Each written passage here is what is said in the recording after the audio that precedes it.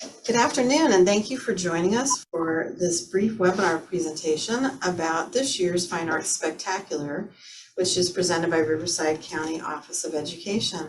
I'm really happy to be here with our two festival directors, Emily Culhan and Irene N. Rodriguez, and they're going to take us through these really beautifully done slides that really kind of explain more about this exhibition and how to be prepared for it on behalf of your students. So we're really grateful to you for taking the time to tune in or check out these slides online. So we wanted to sort of get on the same page on what is the Fine Arts Spectacular. And it's an opportunity for all the students in Riverside County to really showcase their talent and their expression. So this is an opportunity where the whole county sort of becomes a whole community. So teachers and students from different grades and different high schools throughout the county, small, big high schools, are then really honored to be part of this exhibition. There's an online gallery which exhibits 100 works that will be accepted for this. And then from those works, it's juried with some other jurors, and we select them for the actual exhibition that you could actually go and see and be really happy and honored to do that. So the first thing we really wanted to talk about with this is that our exhibition has a theme. The theme this year is If I Ran the World. I kind of think there's a lot going on, and this is an opportunity, like, high school students are aware of what's happening around them, and for them to have a thought process about that, a creative process. Be serious or playful, realistic or fanciful, local or global. It's really all about how they want to take that theme and what it means to them, and then how they create in response to it. This is a really important component. We really use the theme to create a unified exhibition.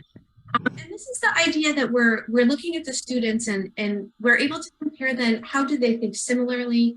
How do they think different? How do they take this same idea and make it uniquely their own?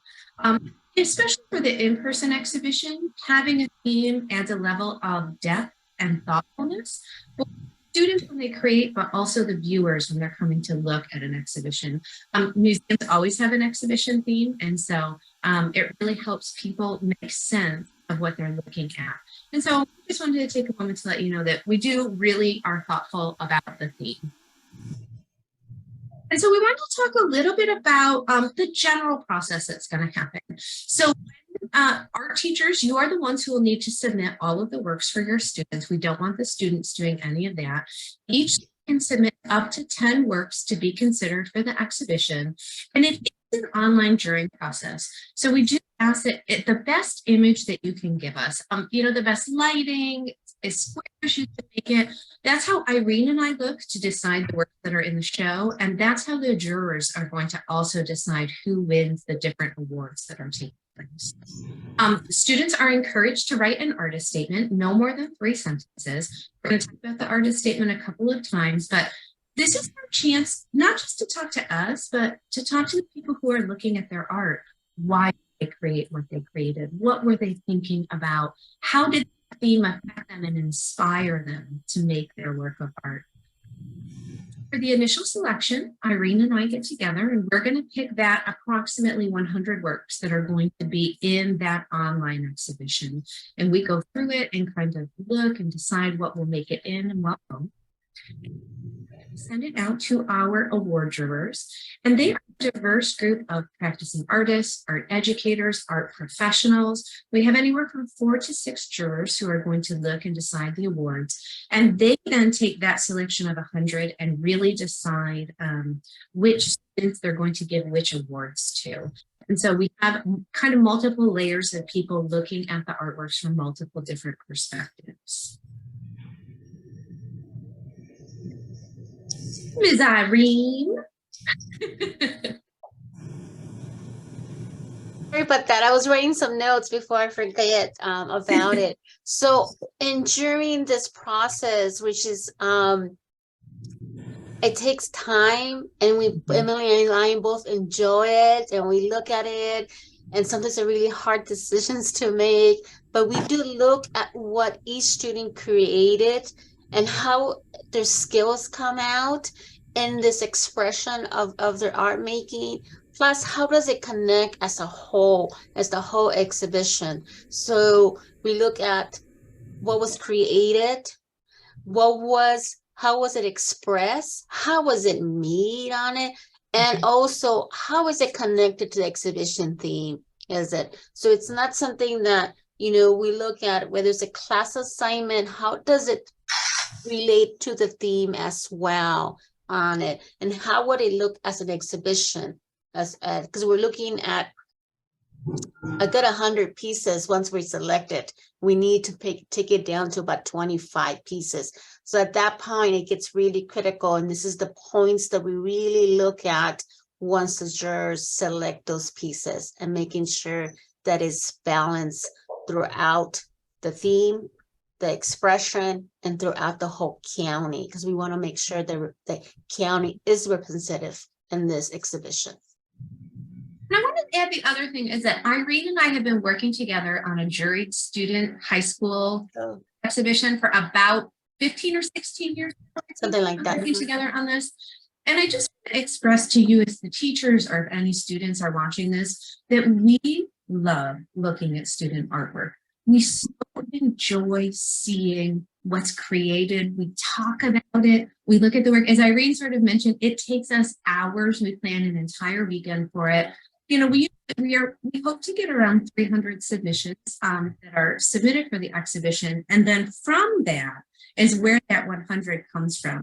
And we really, we look at each student, we look at each artwork on its own first, and try and look at it as an individual piece. Then come together and really look at it as an entire exhibition, and what is duplicated and what is original, and what are different takes on similar ideas.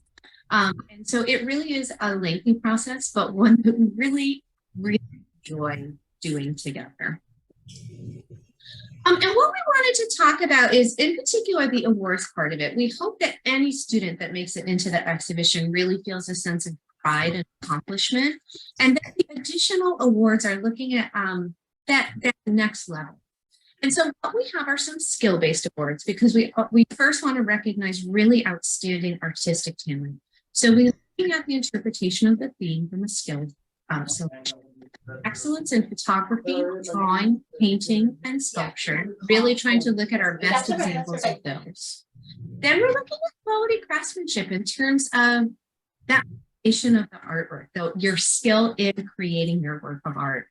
What we want to do is also really recognize that this is a high school student exhibition, and that we want to be able to give recognition for potential, for creativity, and for thought as much as we do for accomplished skill. And so that's again where we're sort of looking at these creative processes that go on. So again, innovative interpretation of the theme from a creativity standpoint, the meaningful use of materials, and by that we mean, are you using them in sort of a unique or different kind of way? Originality, so in terms of your interpretation, your presentation, again, your use of materials. The expressive use of color, so how are you using color in, again, sort of a unique and different way? And the same thing with the expressive use of black and white. How are you using that furthers a creative thought process? Between these two types of awards, that we're really encapsulating the entirety of an emerging artistic process, and celebrating those who are beginning with the creative process, and those who have attained a level of accomplishment. All right, so submission. So here's some of the details that we have. So for paper, we're really saying up to 12 inches by 18 inches. We have frames that we have purchased to be able to put those works on paper into, and the frame sizes need the works to be less than 12 by 18. And we pre-purchased frames so that we, again, have a uniformity of look for the exhibition. And so this is for our award winners. To be a 15 by 15 base with a 24-inch height, because again, we already have the pedestals that have been purchased so that they can kind of fit on there. Canvas, a little bit more flexibility because we don't need to frame it. So a canvas just no bigger than 36 by 36. As we mentioned before, please make sure you give us a high quality digital image, at least 150 DPI, a JPEG image.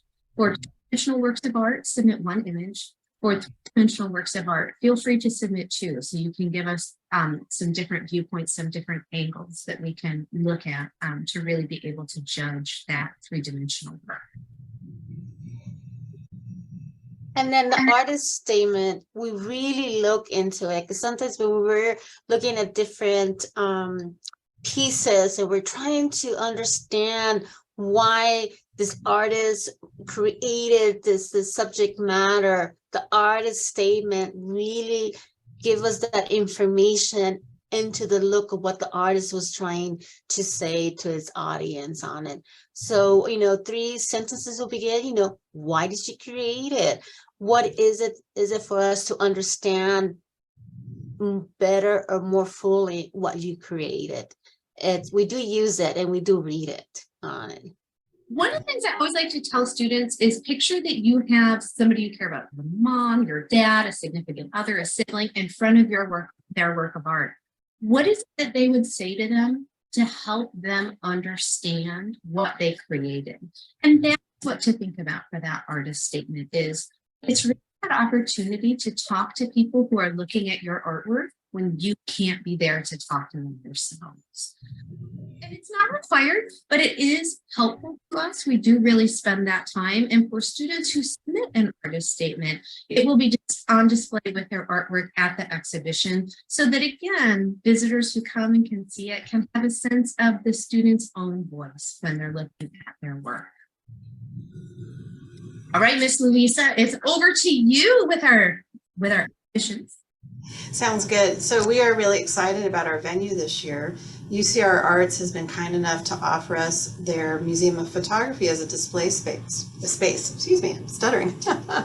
Anyway, the exhibition will be March 3rd, and so you're going to enter this beautiful gallery space and find your work presented as all of the other artwork there, done by professionals in a beautiful setting with appropriate signage. We really pride ourselves on having bilingual signage. It will be a lovely reception with refreshments for your guests and also the presentation of the awards. So it's going to be neat. Last year we were at College of the Desert at the Walter Marks Gallery and really enjoyed that. And we're looking forward to this central location within the county to celebrate you and to bring your families in and really have a wonderful occasion together.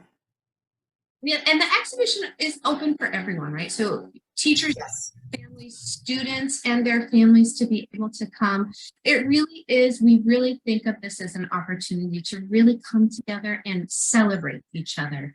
Absolutely, and thank you for jumping in. I focused on students and their families, but we also honor teachers at that event. And so we have created a special type of recognition that we give out to all of the teachers who participate in this show.